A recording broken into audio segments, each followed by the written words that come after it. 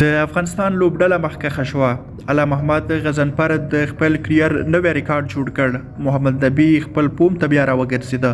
د کرکټ درنو څارونکو ستړي مشئ. دغه ټول معلومات را سره په د ویډیو کې وګورئ.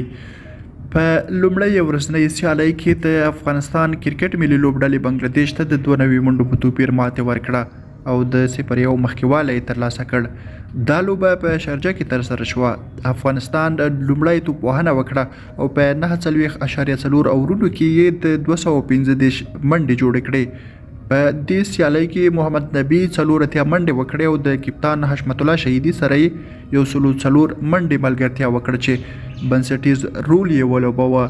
بنګلادیش د 214 منډو هدف په تعقیب ښه پیل درلوده او په 20 اورونو کې 100 منډې جوړې کړې. خو وروسته د افغانستان توپ اچوونکو وکولی شول چې د بنګلادیش ټولې 10 وکټې په 143 منډو کې وسوځوي. اعلی محمد غضنفر د بنګلادیش پر وړاندې په زړه پورې توپ اچونه وکړه.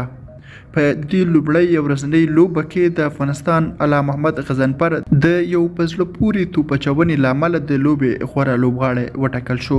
هغه خپل غوره توپ اچونه ترسره کړه او د 6 منډو په بدل کې 6 وکټې ترلاسه کړه چې دا د هغه د لوبې په کریر کې تر ټولو غوره وکټې وې.